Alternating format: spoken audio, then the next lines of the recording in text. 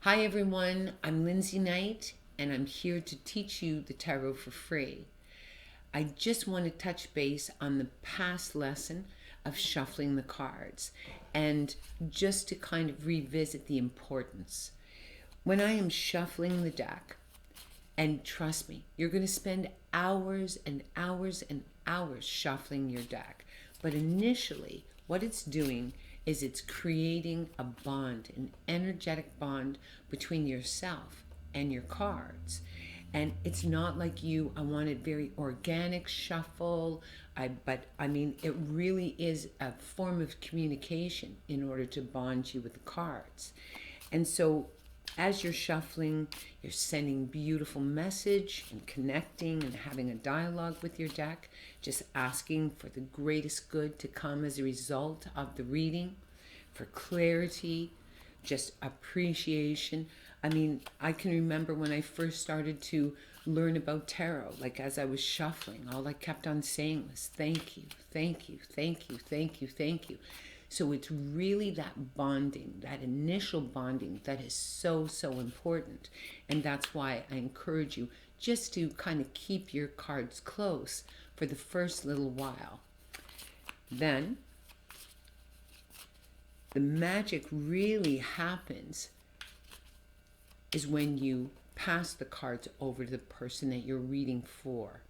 Now, there are some readers that don't want you to ever touch their deck, and you have to honor that. Every reader is different. For myself, I want you to handle my cards. I want you to put your energy into my cards. That way, my cards know that they're supposed to work, so they stand up and they understand that the energy coming at them is very different. And so once I hand my cards over during a reading, I never really touch the cards again until the reading's over and the person hands the cards back to me. And part of that is just because I don't want any interference of me handling. And I don't just lay the cards out once. I'll lay the cards out sometimes twice, sometimes 3 times, just until I know that all the messages that I needed to draw from the cards presented themselves. So once that person hands the cards back to me at the end of the reading, that's when, again, I shuffle. And it's almost as if I bring the cards into a more neutral state where thank you very much for your work and your wisdom and your lessons. And it's where I sort of kick them out of that working mode and bringing them into a much more neutral space. And I just send love, I clear my deck, and then what I do is I place it in the bag and place whatever stones I want. So I just wanted you to know the importance of the shuffle and how it really is the language of tarot through the energy and the exchange of the shuffle. Moving forward, what we're going to be doing is looking at the actual division of the deck in terms of learning it. Most people, there's 78 cards, 22 of which are the major arcana. And for me, those cards really speak of life lessons. And we'll get into that definitely in the next couple of lessons. But for tonight, it's really appreciating the energy of the 4 suits. Cups, blades, pentacles, wands. And so I'm going to bring you down here. And so just for tonight, what we're going to do is we're going to separate. Now, I've tried 100 times to do it upside down. Can't do it. So just because I'm just not that, I don't know what it is, but I keep on putting them in the wrong pile. So it's the separation of the 4 suits. So here's cups. This is cups. These are blades. Some people refer to these as swords. There's the wands. Some people refer to these as the rods. And so I want you to separate them. Here's the Wheel of Fortune. We're going to place that just over here. That's a major arcana.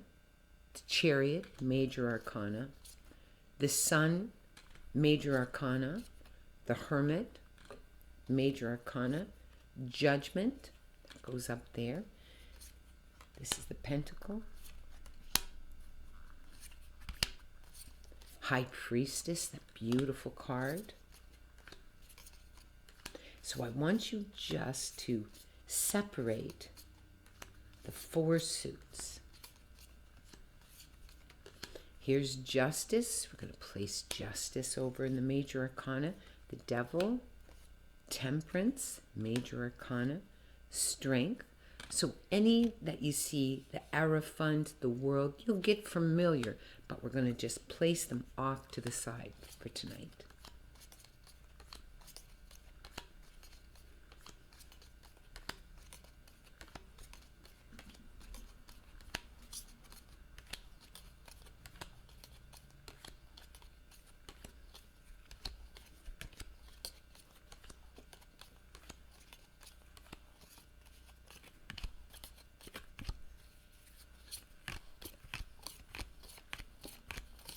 Empress, which is a Major Arcana, the Lovers,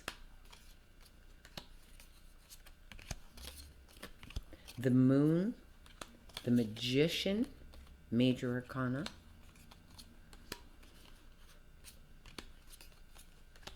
the Death card, the Hanged Man, the Fool, the Star,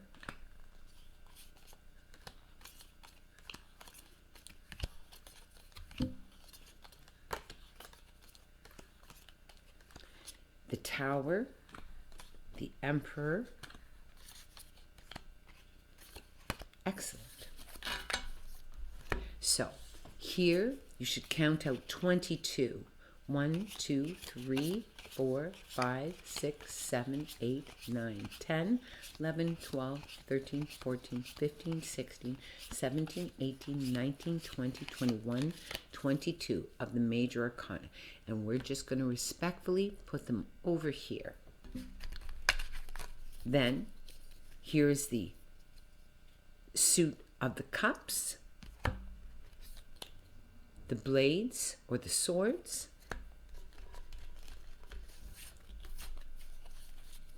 the Wands or the Rods, and the Pentacles. So now what I'd like you to do is, starting with the King, and we're going to do just a brief introduction.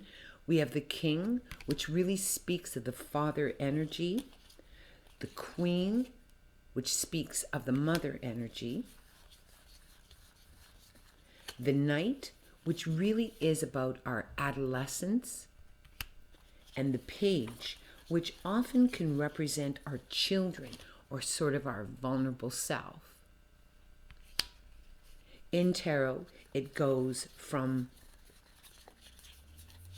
the Ace, which is the beginning,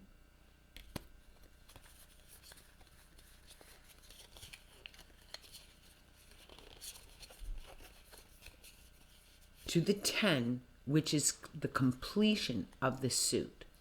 So it's Ace to the 10. 5 is the middle.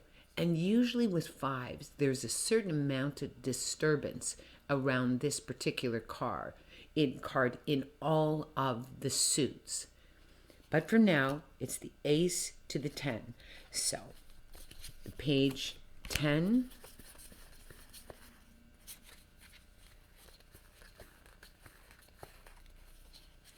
the 9, the 8, the 7, the 6, the 5, the 4, the 3, the 2, and the Ace of Cups.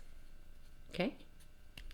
Again, with the Blades or the Swords, begin with the King, which is the father energy, the Queen, which is the mother energy, the Knight, which is kind of our adolescence, working with the Page next. And then you can go to the 10,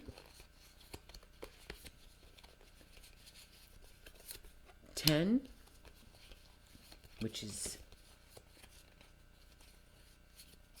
the 9, the 8,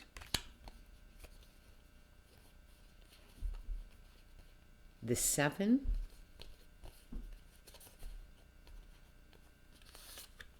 the 6, the 5, 4, 3, 2, and the Ace of Swords or Blades.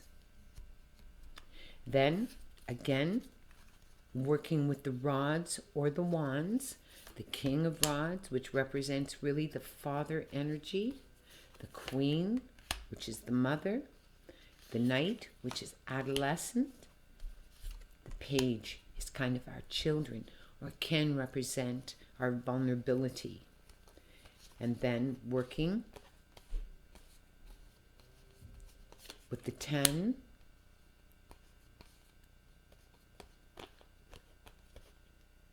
the 9, the 8, the 7, the 6, the 5, the 4, 3, 2, and the Ace of Wands or Rods. Then, with the Pentacles, again, working with the King, the Queen, the Knight, the Page,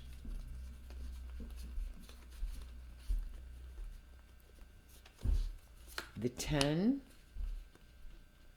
the 9, the 8, the 7, the 6,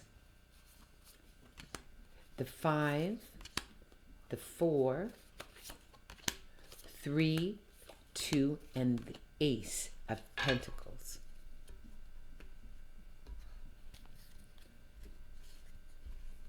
And so these are called the 4 suits, typically.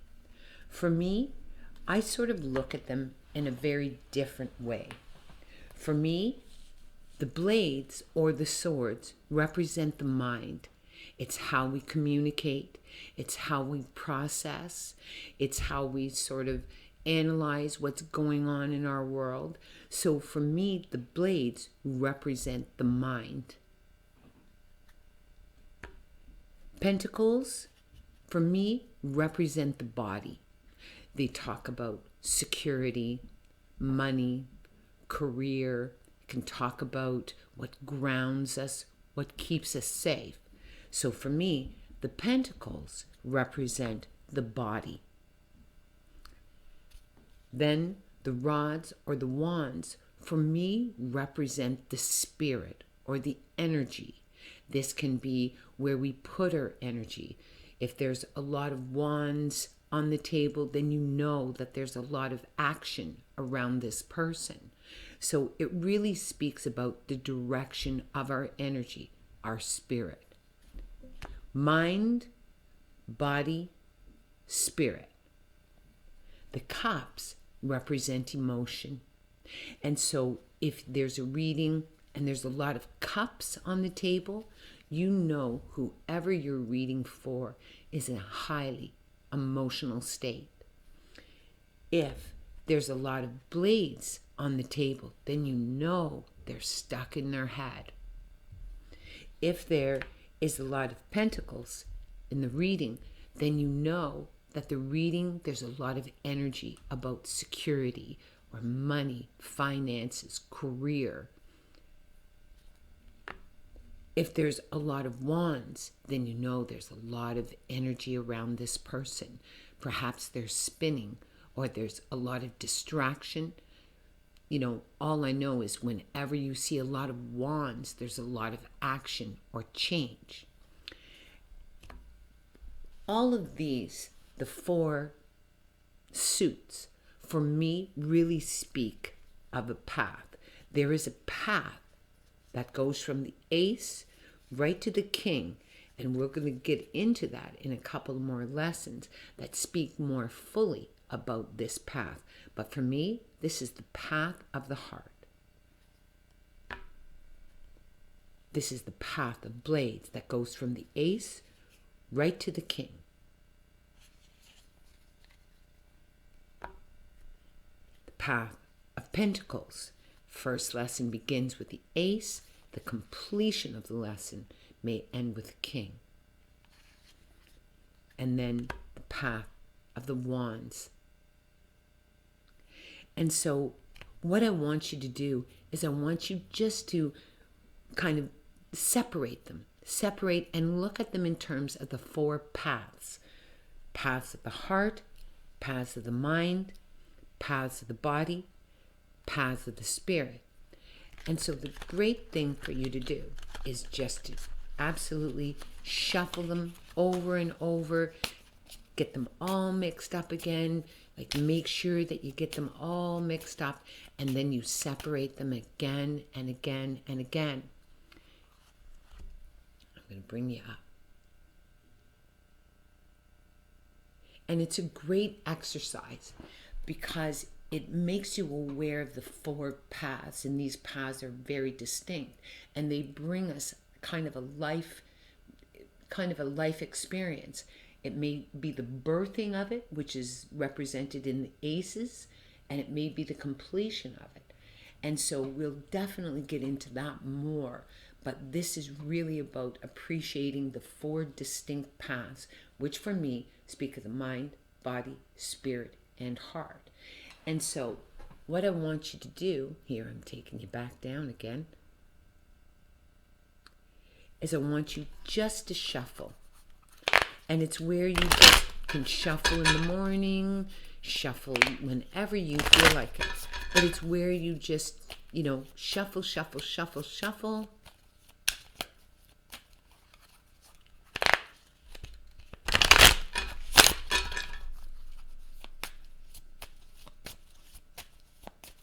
And if you like, you can just put them on the table and mess them all up because, of course, we put them all in order.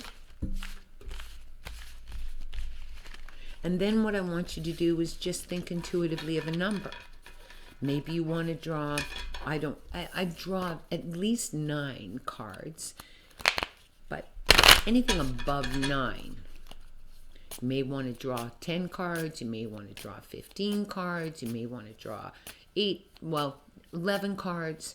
All I know is just draw, see at least 9 cards. Just random intuitive cards. There's 4.